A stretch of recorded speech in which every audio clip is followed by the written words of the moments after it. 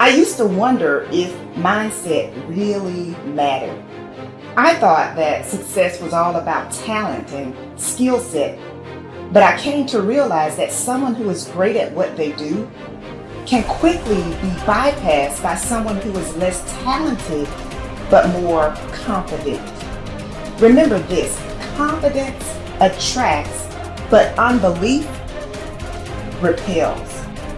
So if you have a mindset that you are average or that you never get great opportunities, without realizing it, you are creating your reality. Many of the people you look up to, they are not super smart or super talented. You are just as smart and talented as they are. They just latched onto their dream and developed the mental fortitude necessary to keep going when they were feeling the frustration that you might be feeling right now. A belief can create the disease as much as a belief can create the healing. And I go, so the significance of this is profound because nobody talks about the negative belief. And I go, negative beliefs are powerful. It's called nocebo, as you mentioned. And as I said, they can cause any disease and they can kill you. Just because you believe you're going to die, you can die just from the belief. We always have to update our versions about reality because it's the only way that we adapt. Don't believe everything you've read or heard. It just may not be the truth. There's always a greater truth that you and I can begin to investigate. Surely someone in eternity has had similar problems as you and I, and they've gotten beyond it. Yes or no? So study that person. You want to be wealthy? Study wealthy people. Don't just have some panacea that you're just going to get wealthy. Read about wealthy people and find out that they lost everything and failed miserably 20, 50 times. But what they had as a characteristic, a quality in their personality is they were persistent and they kept changing and they kept forgiving and letting go of the past and kept going. And sooner or later they ran into it, and when they had all the money they wanted, it was never about the money. It was just about that they could prove to themselves that they can do it.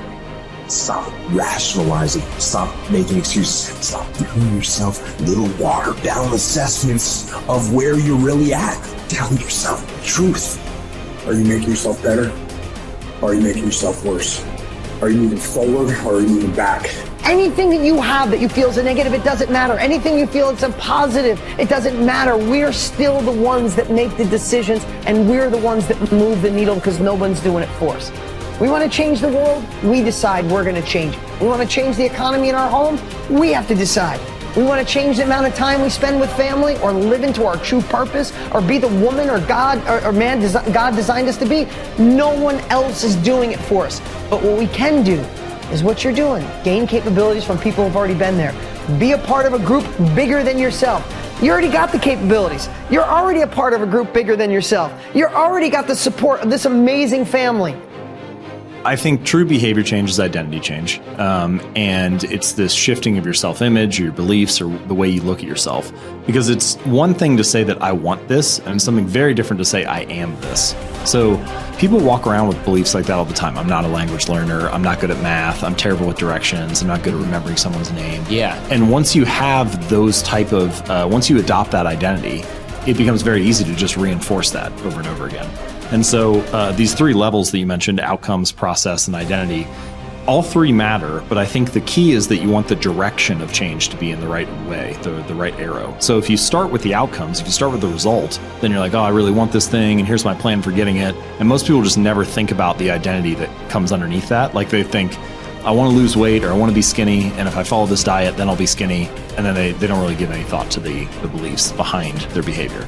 But if you start the other way around, if you start at the identity, and you say, all right, who's the type of person that could lose weight? Well, maybe it's the type of person who doesn't miss workouts. Then you start with that identity. You say, okay, I want to become the type of person who doesn't miss workouts. Here are the habits I need to build. And then whatever results come, just come naturally. So most people focus on the results and build a plan and let the identity come naturally, but that rarely works because their beliefs like conflict with your actions. But if you start with the identity and you build the habits to reinforce that, then the results just come on their own. You are quite capable, and I don't even know what you earn, but I do know this. You can turn your annual income into a monthly income. You're very capable of doing that. Now, you may think that I'm exaggerating. You can't exaggerate when you start talking about the potential of a human being. Stop and take a look at the way we communicate today. I remember when I was a kid when I saw the first television set. If anybody had told me at that time it was black and white, it was snow, and somebody would appear on the screen and then they'd go away again. If somebody had said, listen, in your lifetime, you'll be able to put one on your wrist. Self-contained in living color. Somebody can shoot something going on the other side of the world. You can watch the Olympics on your wrist. You'd have thought they were right out of their mind, but all that's going on. In fact, that's nothing today compared to what we're capable of doing. You stick a little camera on our computer and look at the other person and talk to them anywhere in the world. Doesn't even cost you a nickel. Are we moving ahead? I think we're moving ahead at a rapid rate. But I'm going to tell you something. The people that are taking this there are not letting the paradigm stop them. And I don't want you to let the paradigm stop you. I want you to stop and think of where you're going and what you're doing. And when you go to break out of the paradigm, it's because you're using a bigger idea than what you're conditioned to. Now remember I said that conditioning is cause you to feel comfortable? It's only when you go to change the conditioning that you feel the discomfort. And when you get emotionally involved with it, you can be thinking of the change until you internalize it, nothing happens. But the second you internalize it, everything goes haywire. Why? You're dealing with the central nervous system. You're messing with the paradigm. You've heard the saying, habits die hard? Well, you put 1,000,000 of them together and see what happens.